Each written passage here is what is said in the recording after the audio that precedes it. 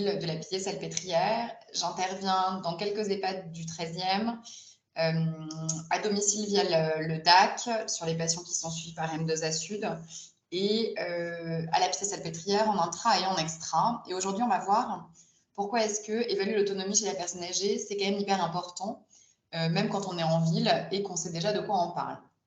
Déjà, de quoi on parle?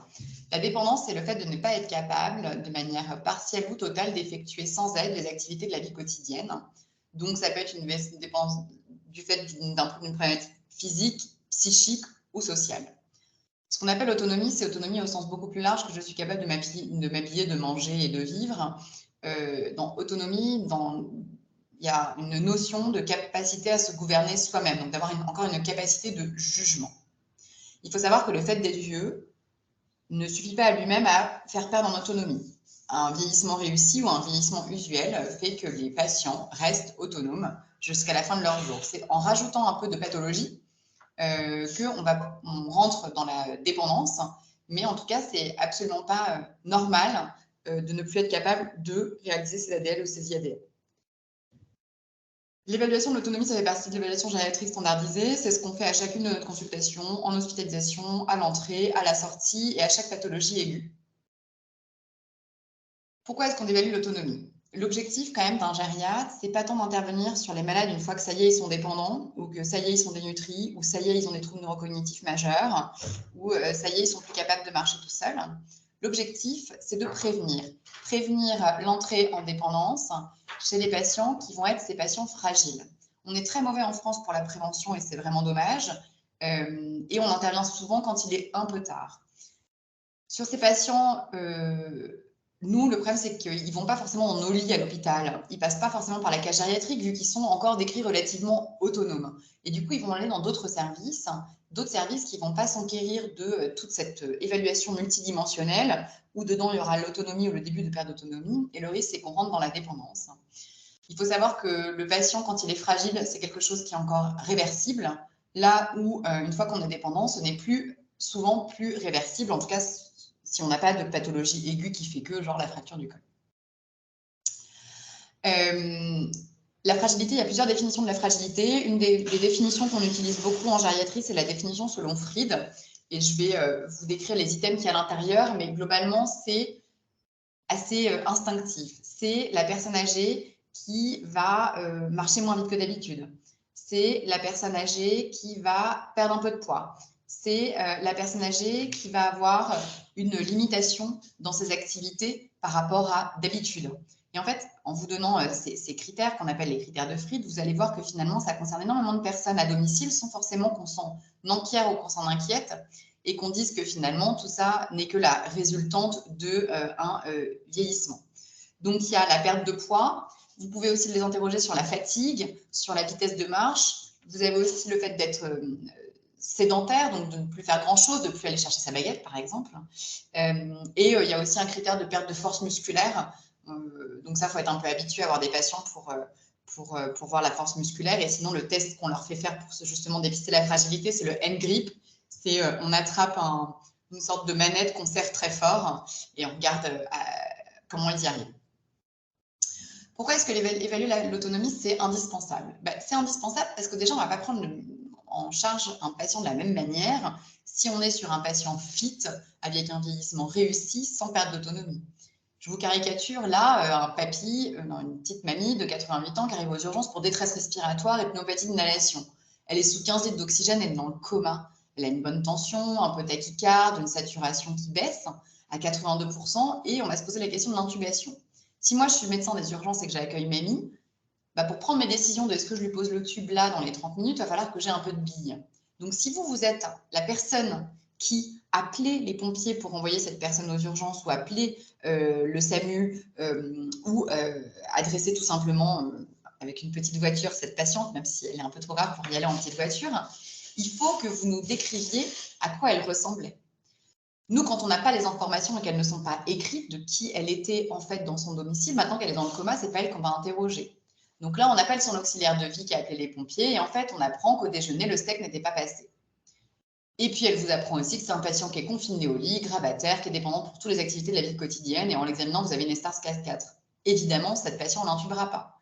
Si je vous avais fait ce patient-là, qui en fait fait effectivement la même détresse respiratoire avec le STEC qui passe pas, mais qui était autonome, toute sa tête, allait encore au bridge tous les week-ends, et bien lui, on l'aurait intubé. Une autre situation dans laquelle, pour vous montrer à quel point communiquer sur l'autonomie est importante, vous êtes gériatre de l'équipe mobile, donc vous êtes moi, et on vous demande d'évaluer un lundi matin au service porte un malade qui est là depuis vendredi soir.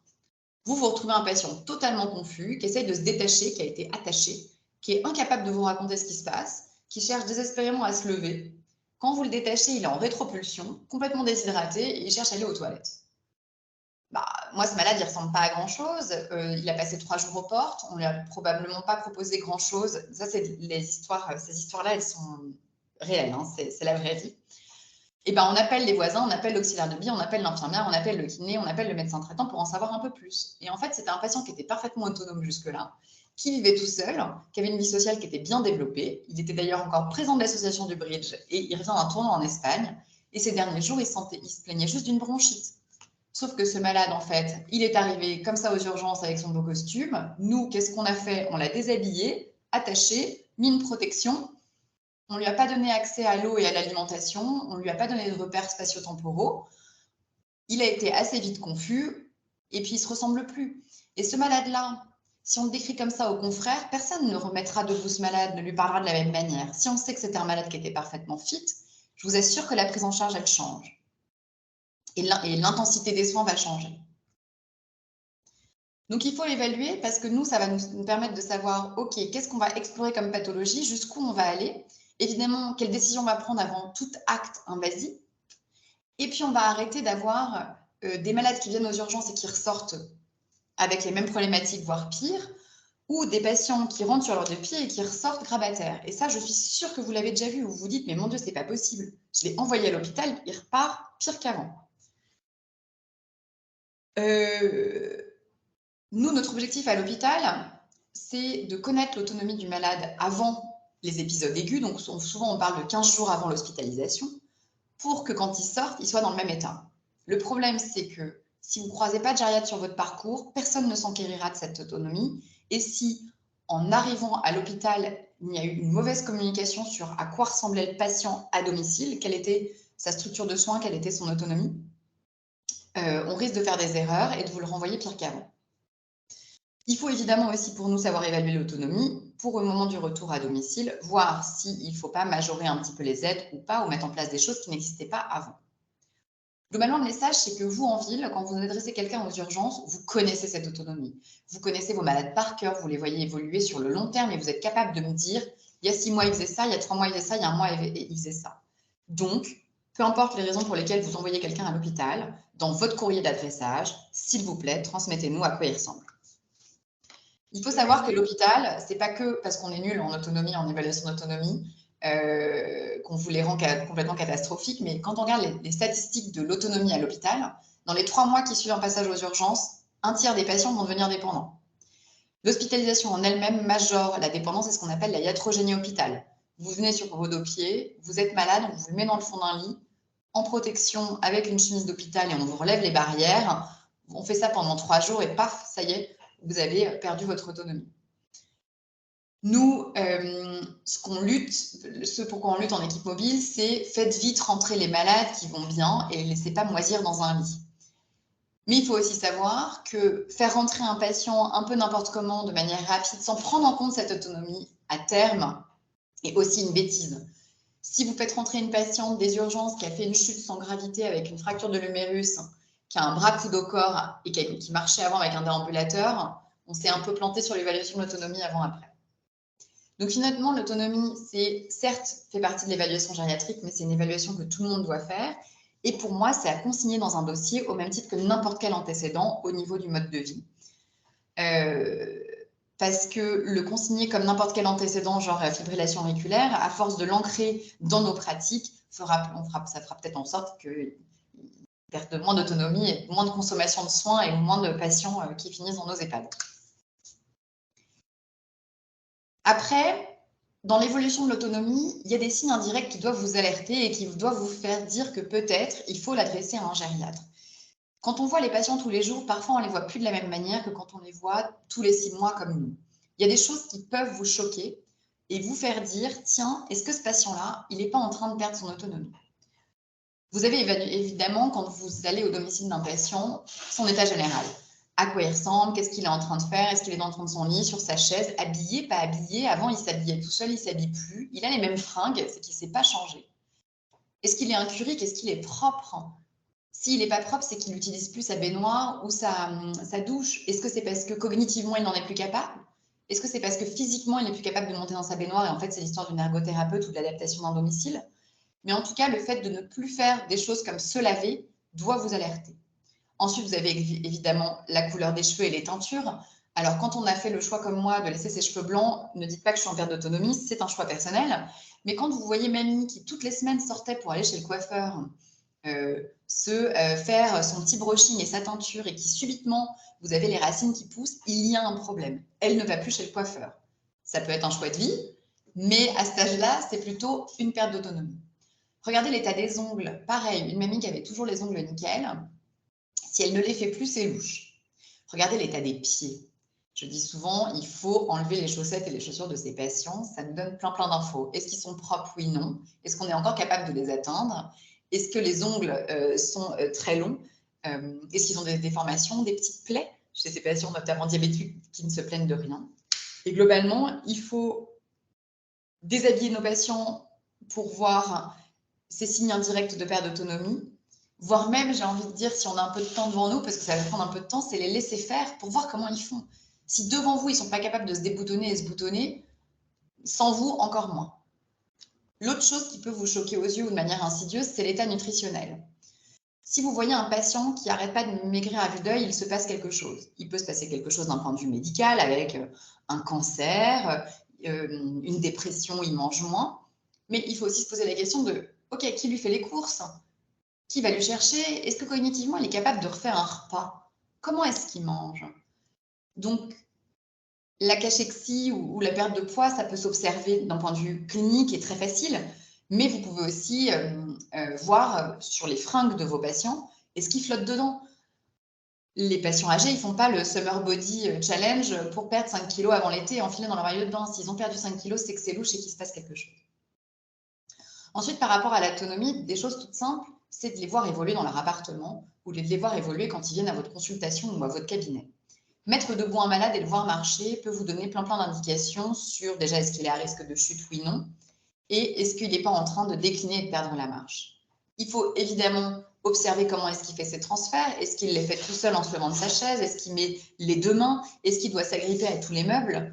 Et là, vous pouvez peut-être alerter vos collègues kinés, le médecin traitant, faire de l'activité physique adaptée, faire de l'appareillage, aménager le domicile, etc., etc.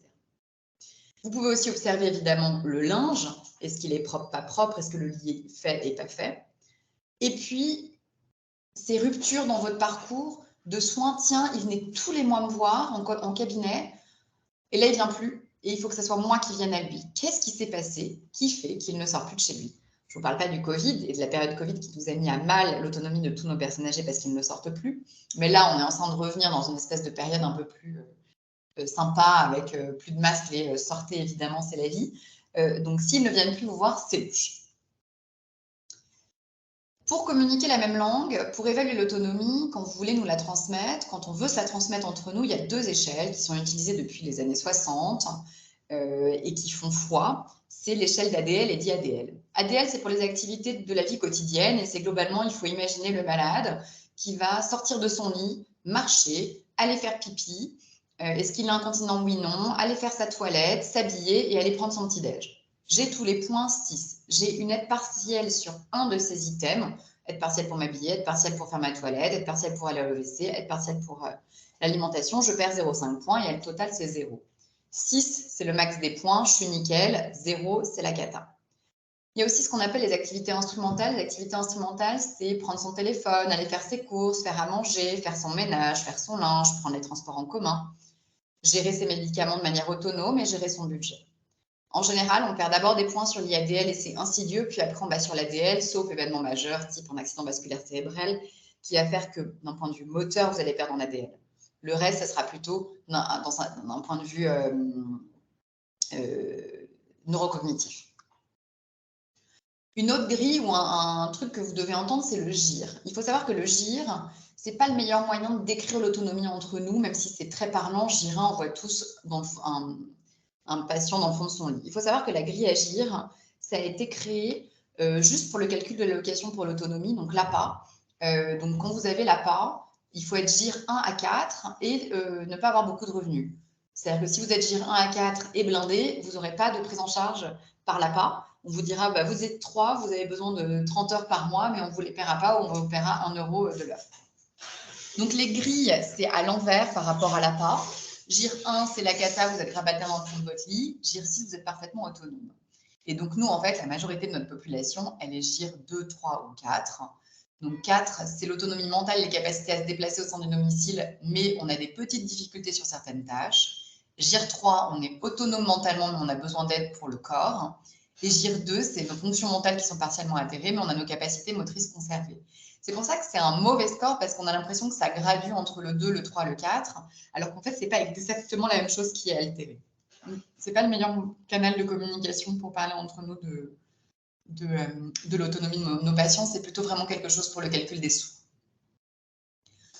Qu'est-ce qui existe? Eh bien, énormément de choses, vous le savez mieux que moi, vous pouvez mettre en place des infirmières, des auxiliaires de vie, vous pouvez mettre en place un SIAD, sur ordonnance, vous pouvez mettre en place un kiné, quand ils existent encore et qu'ils sont prêts à aller voir nos personnes âgées, des orthophonistes, là encore on est sur une denrée rare, mais on peut aussi faire appel aux ergothérapeutes pour tout ce qui est aménagement du domicile. Alors il faut savoir que ce n'est pas remboursé par la sécurité sociale, ce n'est pas sur prescription, qu'on peut chez certains de nos patients les faire passer dans le cadre des équipes spécialisées Alzheimer, mais pour ça il faut être encore cognitivement atteint mais pas trop.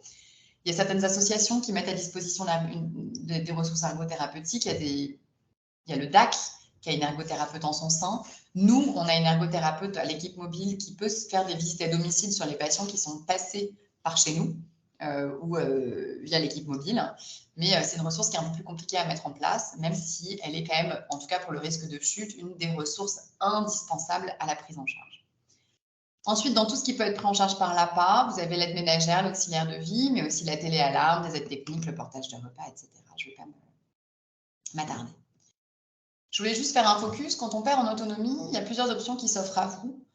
Il faut savoir que dans la majorité des cas, quand on interroge une personne âgée, elle veut rester à domicile jusqu'à la fin de ses jours. Et pourtant, plus de la moitié des vieux meurent à l'hôpital. On n'est pas très bon. Après, quand on commence à perdre l'autonomie, il y a des lieux qui existent. Donc, il y a des résidences-services privés. Vous avez un gardien, vous avez un restaurant, ça coûte une fortune, mais il faut avoir beaucoup d'argent. Il y a les résidences autonomie, ça c'est les ex-foyers logements. C'est des établissements médico-sociaux, c'est des GIR plutôt 4, 5 et 6. 3, en général, ils tirent un peu la tronche. C'est des malades qui sont trop dépendants pour être en résidence autonomie. Il y a des maisons d'accueil de résidence pour l'autonomie. Donc ça, c'est des petites maisons, des petites structures de 25 personnes. C'est un peu plus en dehors de Paris intramuros, c'est plus Île-de-France et campagne. Et plus petites villes. Et puis, il faut savoir qu'il existe aussi des familles d'accueil agréées qui peuvent accueillir des personnes âgées en leur sein. Et il y en a quelques-unes, un peu plus, je crois, j'avais regardé par curiosité, en 78, dans le 95. Il faut avoir un grand appart à Paris. Et ensuite, on passe sur tout ce qui est vraiment médicalisé, donc les unités de soins de longue durée à l'hôpital, qui a de la présence médicale quotidienne des infirmières jour et nuit et qui sont souvent sur des sites d'hôpitaux gériatriques où on a un interne de garde.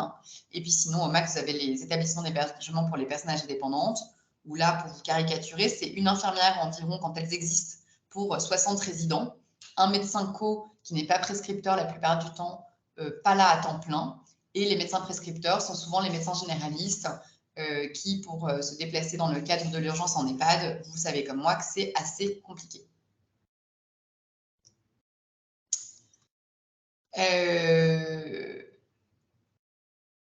Évaluer l'autonomie, ça fait donc partie de l'évaluation gériatrique standardisée. Ça permet de varier l'intensité des soins et d'être adapté, de ne pas faire d'obstination déraisonnable et d'acharnement thérapeutique sur quelqu'un qui ne l'aurait pas souhaité déjà et chez qui on ne va faire qu'aggraver sa perte d'autonomie.